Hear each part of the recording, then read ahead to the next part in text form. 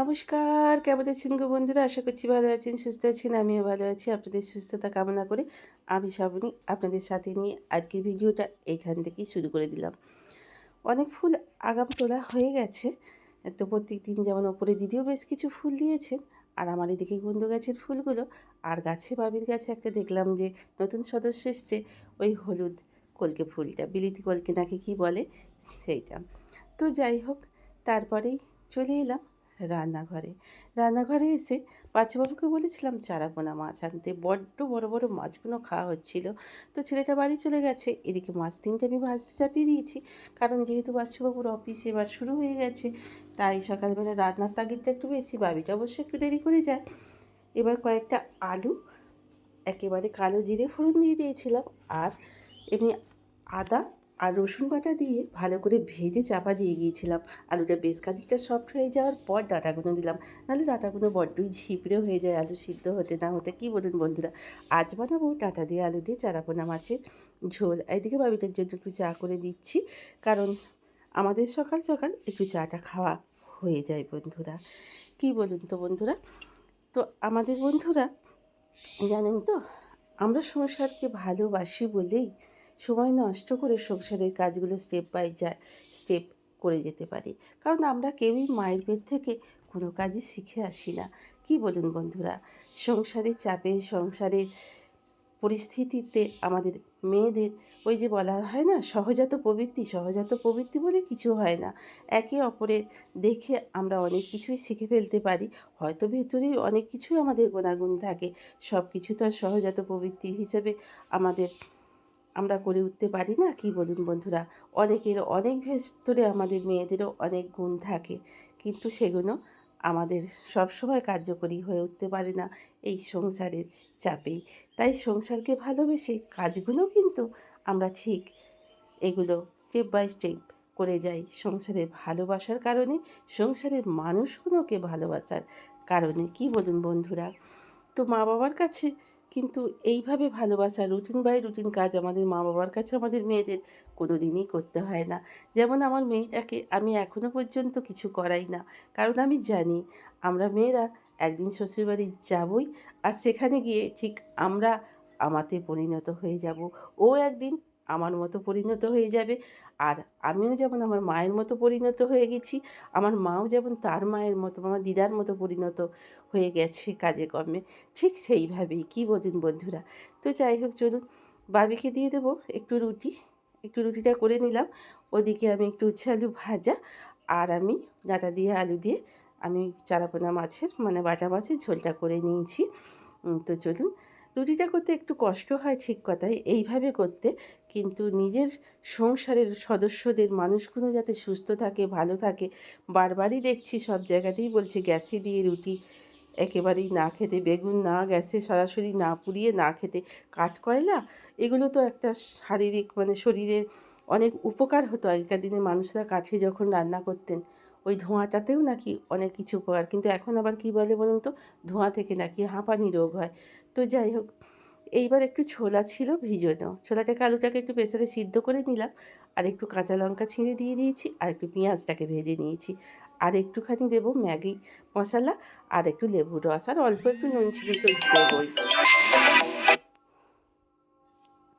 তো চলুন, এইবার সিদ্ধ করা পেঁয়াজটা যেই ভাজা হয়ে গেছে, এই সিদ্ধ করা ছোলা মটরগুলো আমি দিয়ে দেবো, আর দুটো আলু সিদ্ধ আর মটর সিদ্ধ আমি টুক করে মুখে ফেলে দিলাম।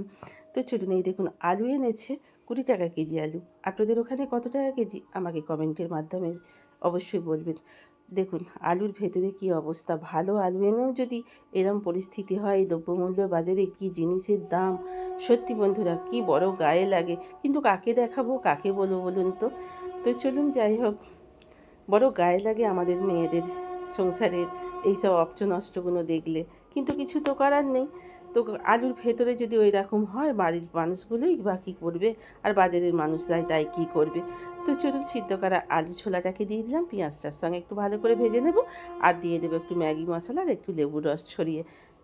তো চলুন ভালো করে একটুখানি আলুটাকে একটু ভেজে নিলে পেঁয়াজের সঙ্গে বেশ টেস্টি টেস্টি খেতে হয়, কী বলুন বন্ধুরা?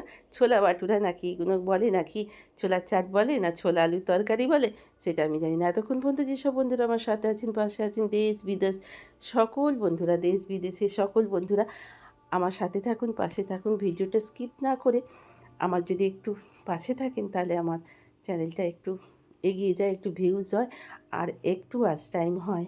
যদিও আপনারা বন্ধুরা পাশে থাকছেন, সাবস্ক্রাইব করে দিচ্ছেন, কিন্তু সাবস্ক্রাইব করলে তো হবে না বন্ধুরা, আপনাদের পাশে থাকতে হবে। তবেই আমরা একটু একটু করে, আমরা ছোট ছোট ব্লগাররা একটু একটু করে এগিয়ে যেতে পারবো নিজের লক্ষ্যে। কী বলুন বন্ধুরা, তাই না? তো চলুন লেবু রসটাও দিয়ে দিলাম, নুন চিনি একটু দিয়ে দিয়েছিলাম, আপনাদের দেখিয়ে দিলাম।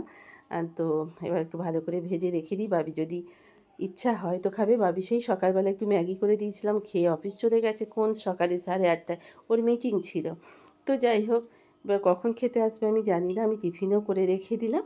তবে ওর দাঁতে বড্ডই যন্ত্রণা হচ্ছে, আক্কেল দাঁত বেরোচ্ছে দুটো একসঙ্গে, জানেন? মেয়েটা এত কষ্ট পাচ্ছে, কিচ্ছু খেতে পাচ্ছে না, পুরো একদম মাথা ফাতা ওর ঘুরে যাচ্ছে, কি করব বুঝতে পারছি না। আবার ডিম সিদ্ধ ঠিকমতো দিলে খাবে না, ফল দিলেও খাবে না, মাছ দিলেও খাবে না। করি তো আমি কী করি, আপনারা যদি একটু কমেন্টের মাধ্যমে আমার বাবিকে একটু সাজেস্ট করেন যে তুমি বড় হয়েছো, আমরা মেয়েদের অনেক কিছু ধৈর্য দিতে হয়, অনেক সহ্য করতে হয় ভবিষ্যতের জন্য। এখন থেকে শরীরটাকে নষ্ট করে ফেললে ভবিষ্যৎটা অনেকটাই খারাপ। কোনো বন্ধু যদি একটু ওকে যদি মেসেজটা দেন কমেন্টের মাধ্যমে, আমি অনেক উপকৃত হব। যদি কোনো বন্ধু ভিডিওটা স্কিপ না করে দেখে থাকেন, আমার কথাগুলো যদি আপনার একটু মনে ধরে, প্লিজ বন্ধুরা, প্লিজ প্লিজ। তো আপনাদের কথাও খুব শোনে, আপনাদের কমেন্টগুলো ওদেরকে যখন পড়ে শোনাই ও খুব খুশি হয় যে যাও মা, তুমি একটু একটু করে এগিয়ে যাও তোমার লক্ষ্যে, এই কথাই ও সদা সর্বদা বলে। তো চলুন বন্ধুরা, এইবার কি করলাম বলুন তো, একটু গাছে জল দেব। গাছে জল দিতে তো ওখান দিয়ে বৌমা যাচ্ছিলো, দুটো চারটে কথা বলে ফেললাম। এদিকে একেবারেই শুকিয়ে গেছে, 1-2 দিন তো জল হয়নি, লক্ষ্মী পুজোর আগের দিন থেকে কি জল হয়নি এদিকে, জানেন তো? তাই জন্য কী বলুন তো, গাছগুলো একেবারে শুকিয়ে গেছে সব দিকে। এবারে আমি জলগুলো দিয়ে নেব। এখন ঘড়িতে বাজছে প্রায় 11:30 নাগাদ, আর কোকো বুড়ো আমার সঙ্গে ঘুরে ঘুরে বেড়াচ্ছে। আমি যেখানে গাছে জল দিতে যাচ্ছি ও আমার সাথে সাথে ঘুরে ঘুরে বেড়াচ্ছে আর দুষ্টুমি করছে। ওর দুষ্টুমি দেখেন যদি, বাপরে বাপ!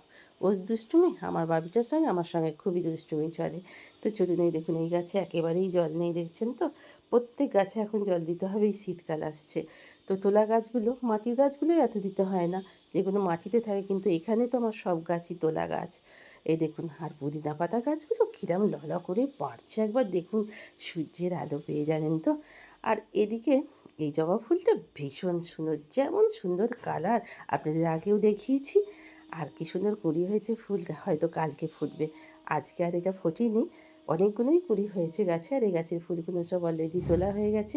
পাশের বাড়িতে এই টগর গাছটায় বেশ সুন্দর ফুলগুলো। চলুন বাদবাকি জলগুলো দিয়ে দিয়ে আপনাদের ঘুরে ঘুরে একটু চারদিকটা দেখিয়ে দিলাম।